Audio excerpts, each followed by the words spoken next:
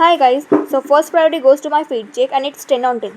So आजचा vlog कोणत्याही famous स्पॉटवर नाही, तर आज आम्ही निघालो आहे माझ्या बाबाच्या फ्रेंडच्या रिटायरमेंट पार्टीसाठी. आम्हाला जाण्याच्या आधीच फंक्शन स्टार्ट झाला होता, but it's okay guys, we are not the main character of the function. आम्ही ऐसे खाली बसून मस्त हवा घेत बसलो. आफ्टर दैट दिल पे पत्थर रख के हम लोगों ने उनका इमोशनल स्पीच सुन लिया गाइज. उसके बाद इमोशंस को थोड़ा साइड रखते हुए हमने हमारे पेट पूजा पे ध्यान दिलं. जेवणात इतके मग्न झाले की फूड ब्लॉगच राहून गेला. जेवण झाल्यावरही ह्या लोकांच्या इमोशनल स्पीचची एंडिंग काय येत नव्हती.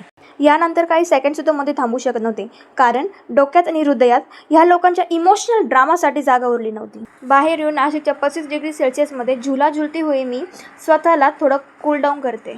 सो हॉटेलचं स्ट्रक्चर बघून हॉटेल खूप जुनं वाटतं, लाईक 90s पासूनचं हॉटेल आहे. एनिवेज ह्या लोकांनी छान मेंटेन केलं आहे. ओ माय गॉड, एवढ्या सुंदर बॅकग्राऊंडला कोणची मुलगी फोटो काढणार नाही. So my cameraman, get ready with your camera. Cameraman कितीही चांगले फोटो काढू, गॅलरी भरेन पण मन नाही भरणार.